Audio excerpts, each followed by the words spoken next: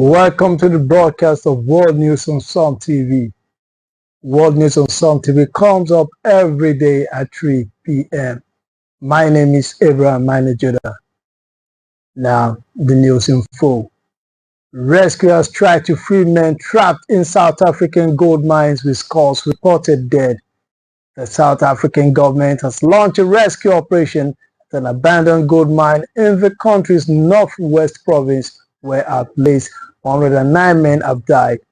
A group representing the miners said after local authorities cut off vital supplies in a dramatic bid to crack down the country's illegal mining trade. At least 51 bodies and 106 survivors have been pulled from the Stilfontein mine, South African police said on Wednesday, with many more feared trapped inside.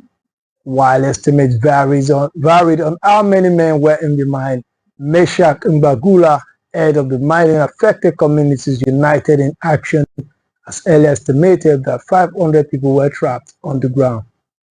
Mbagula told CNN Tuesday that the men has possibly died from hunger and dehydration. Conditions in the shaft, which are several kilometers deep, are continuing to deteriorate, he said. Video shared by Mbagula and seen by SUMTV shows multiple bodies wrapped in plastic in the mine, located around 97 miles southwest of Johannesburg. The video filmed by one of the miners last week, according to Mbagula, also shows shirtless and machete-looking men with protruding bones and ribs. A man speaking in Zulu pleads to be rescued in one scene, and the man says, "How many days must we live in a situation like this?" SUMTV cannot independently verify the videos. A letter written by the miners and obtained by SUMTV further illustrates the grim conditions the miners are facing. Please take us out, please assist us to come out, or if not, please give us food because there are people who are dead. We've got 109 people dead, and we need plastics to wrap them before the smell is too much.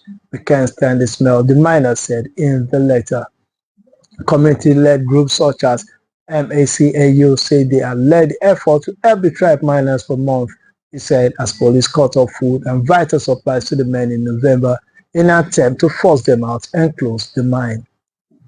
The police move, a self-described crackdown on the illegal mining industry, has drawn criticism from community groups in South Africa's Federation of Trade Unions, SAFT2, who in November called it vindictive, saying it could end in a tragedy. Police spokesperson Outlander Marty told reporters in November that food and water supplies to those on the ground has been halted. We are stopping and preventing food and water to go down there as a way of forcing these illegal miners to resurface because what they are doing is criminality, she said. Miners will face arrest upon resurfacing, according to police. In November, a South African court ordered police to halt the standoff, provide food to the trapped miners, and allow rescue teams to access the mine. The nation's Human Rights Commission also said it was investigating the police service for halting vital supplies to the miners. On Sunday, facing intensifying public pressure and reports that many of the miners have already died, the Department of Mineral Resources and Energy said it has begun plans to conduct a rescue operation at the abandoned shaft. The Mineral Resources Department said the decision to deploy rescue services were made independently and not mandated by a court. South Africa harbors up to 100,000 artisanal miners known locally as Zama-Zamas, with most of the mineral derived from artisanal mining sold to the black market and internationally listed mineral traders, according to SAFT2. The nation also loses more than $1 billion to illegal mining annually, with the black market trading gold linked to violent tough wars, according to a parliamentary brief.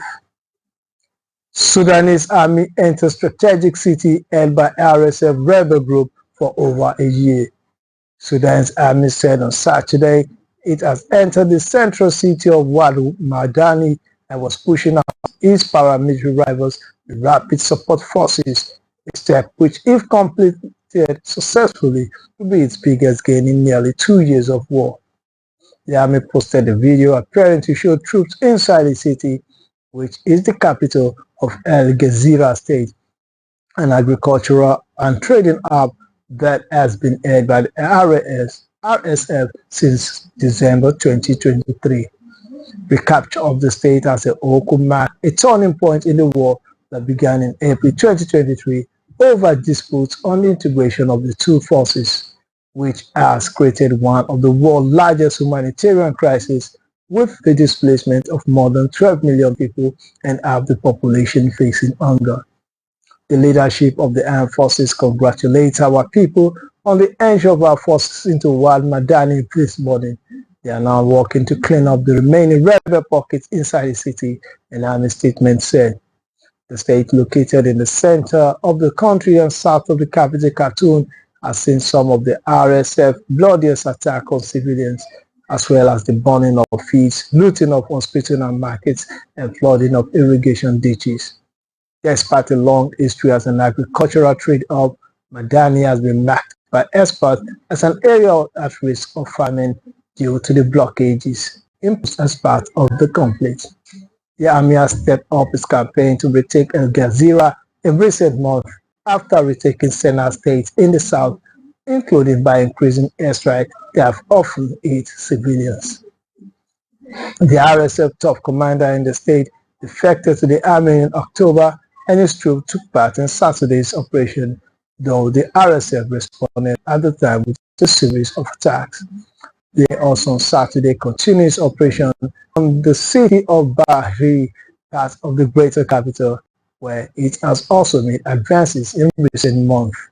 The RSF controls most of the west of the country, where it is fighting the army for Al-Fassi, its last stronghold in the Darfur region. The two forces are also actively fighting over White Nile state in the south of the country. Ukraine's Zelensky visit Poland after progress World War II dispute. Ukrainian President Volodymyr Zelensky visit was Thursday, the Polish office said, following what Poland has called a breakthrough in the historical dispute on wartime exhumations that stood between the allies. Although Poland has one of Ukraine's staunchest backers since Russia invaded in 2022, ties between the neighbors has been strained for generations by the Volhynia killings that took place from 1943 to 1945. Poland says more than 100,000 Poles were killed in the massacres by Ukrainian nationalists. Thousands of Ukrainians also died in reprisal killings. Poland has been demanded free access for its specialists to sites where the remains of those killed are believed to have been buried, so they can be exhumed for proper funerals. Deputy Prime Minister Władysław Kosiniak-Kamyski said in October that Ukraine will have to resolve the issue in order to join the European Union. The killing has taken on additional political significance this year, as the main opposition candidate in Poland's presidential election is the conservative head of the National Remembrance Institute, Karol Nawrocki, who has put historical issues at the forefront of his campaign. On Friday, Polish Prime Minister Donald Tusk held a breakthrough in ties, saying that Ukraine has made a decision to allow the first exhumations of victims to take place. Zelensky will hold talk on Wednesday, and the two leaders will hold a joint press conference at 11:40 GMT. There are lots of topics to discuss, including, of course, exhumations. A Polish government official told Reuters, "What interests us is the way this decision about exhumations are carried out." Polish daily Rzeczpospolita reported that work on exhumations are scheduled to begin in April. The area where the massacres took place, which was inhabited by Poles and Ukrainians, was part of the Poland before World War II, before being occupied by the Soviet Union. In 2013, the Polish parliament recognized the massacre by Ukrainian insurgent army during the World War II as ethnic cleansing, bearing the hallmarks of genocide. Ukraine has now accepted the assertion and often refers to the Volhynia event as part of a conflict between Poland and Ukraine that affected both nations. Officials in Kiev have repeatedly said Ukraine is ready for constructive dialogue with Warsaw, saying the country's past should not endanger their cooperation. Poland took up the rotating presidency of the Council of the European Union this month, with bolstering the bloc's security and commitment to Ukraine high on the agenda as leaders look ahead to Donald Trump's inauguration as U.S. president. Ukrainian Prime Minister Andriy Sybiha said this month that Kiev hopes for new initiatives to help the struggle against Russia during the presidency.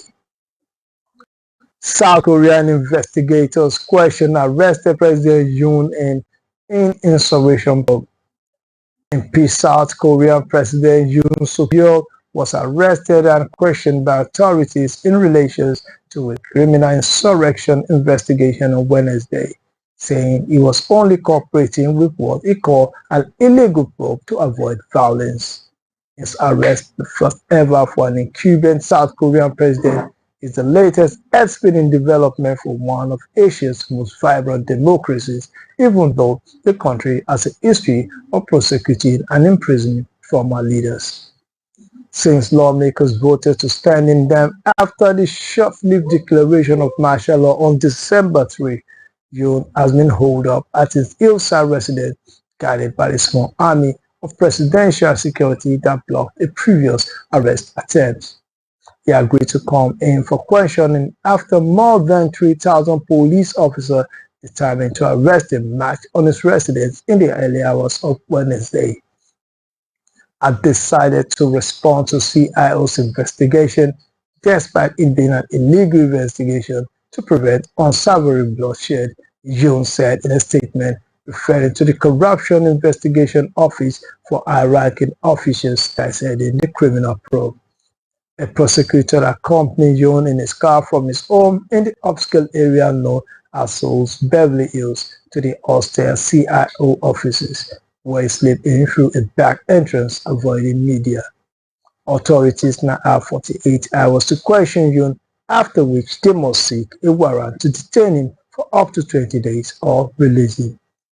However, Yoon is refusing to talk and has not agreed to have interviews with investigators recorded on video, a CIO official said. The CIO said it has no information on why Yoon was refusing to talk. Yoon lawyers have said the arrest warrant is illegal because it was issued by a court in the wrong jurisdiction, and the team set up to investigate him had no legal mandate to do so. A warrant to search Yoon at his residence, a copy of which was seen by Reuters, referred to Yoon as ringleader of insurrection. Presidential guards were stationed on the CIO floor where Yoon is being questioned, said a CIO official, but he will likely be held at Seoul Detention Center, where other high-profile figures, including former President Park Geun-hye and Samsung Electronics Chairman J.Y. Lee, has also spent time. In a related development, investigators scaled barricades to arrest South African impeached President. Yoon Suk-yeol has become South Korea's first sitting president to be arrested after investigators scaled barricades and called through barbed wires to take him into custody. Yoon, 64, is being investigated on charges of insurrection for a failed martial law order on 3rd December that plunged the country into turmoil. He has also been impeached by Parliament and suspended from office, but will not be removed from his position until the Constitutional Court rules on his impeachment. Yoon's dramatic arrest on Wednesday, however, brings an end to a week-long standoff between investigators and his presidential security team. Investigators from the Corruption Investigation Office for high-ranking officials failed to arrest him on 3rd January after being locked in a 6-hour standoff within security detail. Just before dawn on Wednesday, a team of investigators arrived at his residence in Central Seoul and with ladders to climb over bushes, over buses blocking his entrance, and boat croppers to cut through the barbed wire. Other officers in the arrest team, which number about around 1,000, scaled wall and hiked up nearby trees to reach the presidential residence. After several hours, authorities announced that Yoon has been arrested. In a 3-minute video released just before his arrest, the 64-year-old leader said he would cooperate with investigators while repeating previous claims that the warrant was not legally valid. He said he witnessed how authorities invaded his home security perimeter with fire equipment and decided to appear before the CIO, even though it's an illegal investigation, in order to prevent any unsavory bloodshed, he said. On Wednesday afternoon, investigators said Yoon has remained silent throughout questioning. Yoon lawyers has decried his arrest as illegal because the CIO, as an anti-corruption agency, has no power to investigate the insurrection allegations against Yoon. They also claimed the warrant was issued by the wrong jurisdiction. However, officials from the Supreme Court and Justice Ministry have maintained the arrest warrant was lawful. The opposition Democratic Party floor leader Park Chan-dae said Wednesday arrest shows that justice in South Korea is alive. This arrest is the first step towards restoring constitutional order, democracy, and the rule of law, he said during a party meeting. The country is currently being led by Finance Minister Chok Sang-mok as acting president. He was thrust into power after the acting president and Duck-soo was also impeached by an opposition majority parliament. Venezuela accuses opposition of coordinating attacks on diplomatic facilities in 5 countries. Venezuela Foreign Minister on Monday accused opponents of President Nicolas Maduro as being linked to damage to diplomatic facilities in 5 nations. Foreign Minister statement saying the vandalism was coordinated by grassroots groups such as Comanditos, meaning small commandos, but it did not offer any evidence to back up the accusation, which comes 3 days after Maduro was sworn in to a third 6-year term despite credible evidence of his election defeat. Gill said he has asked the authorities in Portugal, Germany, Spain, Colombia, and Costa Rica to expedite their investigation, to find those responsible, and to ensure the integrity of our facilities. He did not say when exactly the diplomatic facilities were vandalized. The opposition coalition did not immediately respond to the minister's accusation. Law enforcement authorities in Lisbon, Portugal, are investigating a weekend attack with a small incendiary device that caused some minor damage on the facade of Venezuela's consulate in that city. Portugal's foreign ministry in a statement claimed it an intolerable act and said it was reinforcing security in the area. Portugal has a strong immigrant community in Venezuela, the second largest following Brazil. According to official data by the diplomatic mission in the country, at least around 200,000 Portuguese nationals are registered in the country, a figure that does not include the descendants already born in Venezuela. Venezuela's foreign ministry on Monday released images of the alleged vandalism that Guild announced. Brazil restricts use of smartphones in elementary and high schools. Brazil President Luiz Inácio Lula da Silva on Monday signed a bill restricting the use of smartphones at school, following a global trend for such limitations. The move will impact students at elementary and high schools across the South American nation starting in February. It provides a legal framework to ensure students only use such devices in case of emergency and danger for educational purposes or if they have disabilities and require them. Education Minister Camilo Santana told journalists in the capital Brasilia on Monday that children are going online at early ages, making it harder for parents to keep track of what they do, and thus restricting smartphones at school will help them.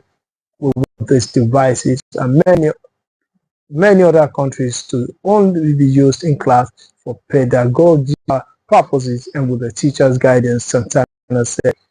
The bill has rare support across the political spectrum, both from allies of leftist Lula and his far-rightful former President Jair Bolsonaro. Many persons also approved the move. So released in October by Brazilian pollster Dr. Fora said that almost 2/3 responded supported banning the use of smartphones by children and teenagers at school. More than 3/4 said those devices do more harm than good to the children. Restricting cell phones is tough but necessary. It is useful for them to do searches for school, but to use it socially ain't good, said Ricardo Martins Ramos, 43, father of 2 girls and the owner of a hamburger restaurant in Rio de Janeiro. Kids will interact more. His 13-year-old daughter Isabella said her classmates struggle to focus during class because of their smartphones. She approved the move, but doesn't see it as enough to improve the learning environment for everyone. When the teacher lets you use a cell phone, it's because he wants you to do searches, she said. There's still a lot of things that schools can solve, such as bullying and harassment. As of 2023, about 2/3 of Brazilian schools imposed some restriction on cell phone use, while 28% banned them entirely, according to a survey released in August by the Brazil Internet Steering Committee. The Brazilian states of Rio de Janeiro, Maranhão, and Goiás has already passed local bills to ban such devices at school. However, authorities have struggled to enforce these laws. Iran president denies plot to kill Trump, calls for to pursue peace. Iranian President Masoud Pezeshkian has denied suggestions that his country is plotted to kill United States President-elect Donald Trump after 2 previous attempts on his life in 2024. In an interview with US media outlet NBC News on Tuesday, Pezeshkian also insisted that Iran's nuclear program is peaceful and warned Trump against risking war. The interview with the Iranian president, widely viewed as centrist, was less than a week before the inauguration of Trump, who during his first term implemented tough policies against Iran. Pezeshkian told NBC, "We have never attempted the assassination bid on Trump to begin with, and we never will." In November, the U.S. Department of Justice charged an Iranian man in connection with an alleged plot by Iran's elite Islamic Revolution Guard Corps to assassinate a Republican leader. Law enforcement thwarted the alleged plan before any attack was carried out. Trump said last year during the U.S. election campaign that Iran might have been behind attempts to kill him. The 78-year-old who won last year's U.S. election will take office on Monday survived 2 assassination attempts during the campaign, one in September while he was golfing on his course in West Palm Beach, Florida, and another during a July rally in Butler, Pennsylvania. Investigators have found no evidence of Iranian involvement in either. Iran has also previously denied U.S. claims of interfering in U.S. affairs, including through cyber operations. Pezeshkian also reiterated that Iran's nuclear program is peaceful and that Iran is not seeking nuclear weaponry. During Trump's first term, the U.S. withdrew from 2015 Joint Comprehensive Plan of Action deal that lifted sanctions on Iran's nuclear plans in return for oversight. Trump also threatened during his recent presidential campaign that U.S. ally Israel could strike Iran's nuclear facilities. I do hope that Trump comes to peace and the world, not conversely contributes to bloodshed or war. Pezeshkian to NBC will react to any action. We do not fear war, but we do not seek it. Asked about the possibility of talks with Trump, the Iranian president said the problem we have is not in dialogue. It is in the commitments that arise from talks and dialogue that we have to commit to. It was the other party that did not live up to its promises and obligations. Iran's Foreign Minister Abbas Araghchi reported on Tuesday that ongoing talks with European powers shows that they are serious about resuming nuclear program negotiation. And in Mozambique, new parliament opens amid protests and boycotts. Mozambique swore in its new parliament on Monday, with the streets of the capital deserted after the opposition leader called for a strike to protest the results of highly disputed elections. Two smaller opposition parties boycotted the opening ceremony, saying they did not accept the outcome of the October elections, while the incoming president, Daniel Chapo, called for calm and unity after months of deadly unrest. Opposition leader Venancio Mondlane, who is popular with Mozambique marginalized youth, claimed the result was rigged in favor of Chapo's Frelimo party that has been in power for 50 years. He urged supporters at the weekend to demonstrate our refusal of the official election results with a national strike from Monday to Wednesday, when Chapo is due to be sworn in as president. Military police surrounded the parliament building and police blocked main roads to the area during the inauguration ceremony. Now we're going to do SUMTV special report on the fires in Los Angeles, California. We're looking at where are the LA fires still burning and why are they so destructive. More than a week into the wildfires in Los Angeles, the flames has already become the most destructive in the California county industry, are on a course coming among the deadliest ever in the state. The fires has also destroyed at least 12,300 structures and killed 24 people, according to the local authorities.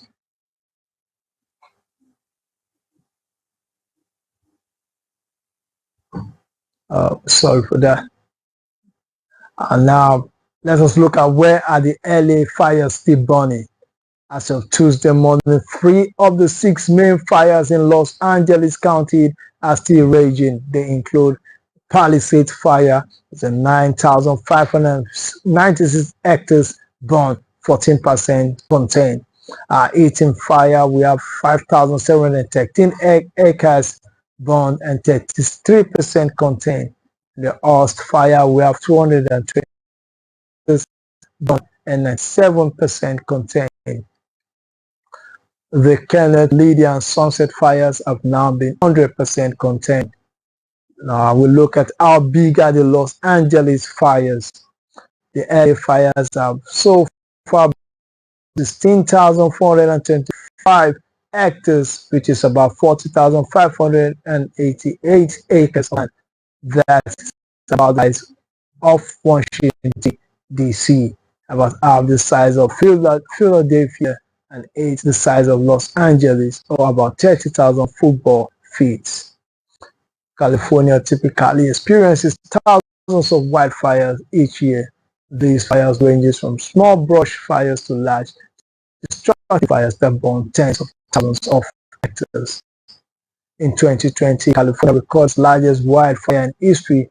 The August Complex Fire, which was caused by lightning strike, burned more than 400,000 hectares across several counties. The fire, which was fueled by conditions and extreme heat, was not fully contained until last October.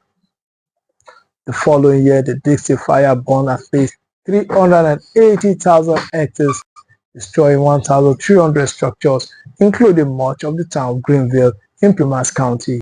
The firefighter died with the city of fire shortly after it jumped. Despite both fires being about the size of the U.S. state of Rhode Island, the fires caused only 2 deaths, largely due to authorities issuing early evacuation orders in the mostly sparsely populated areas. California's most destructive wildfires are as follows. The Palisades and Eaton fires are the most destructive wildfires in Los Angeles County in history, collectively destroying more than 10,000 structures as of January 14. Together, their destruction has surpassed in California only once in 2018.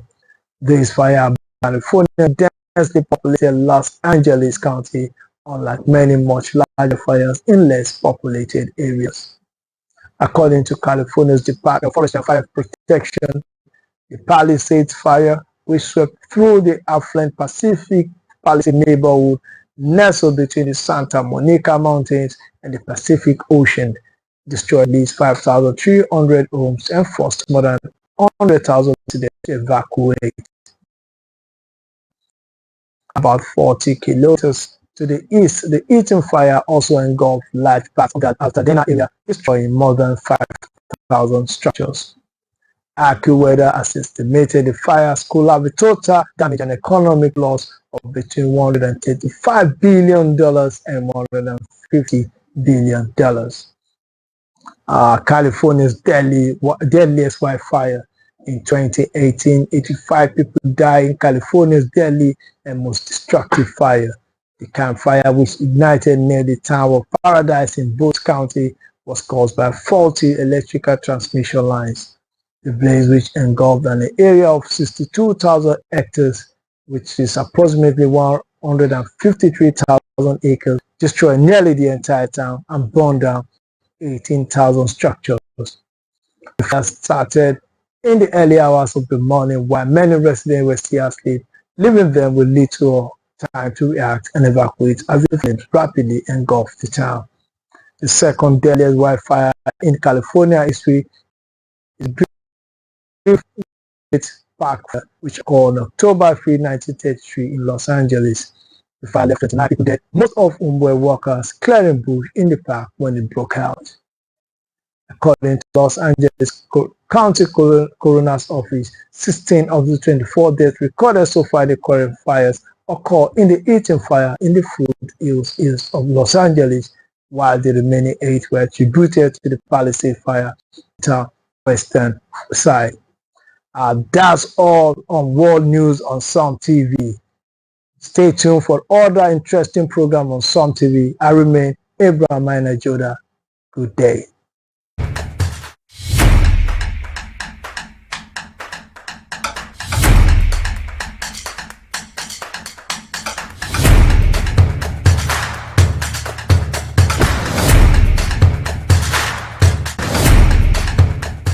Nigeria's financial system.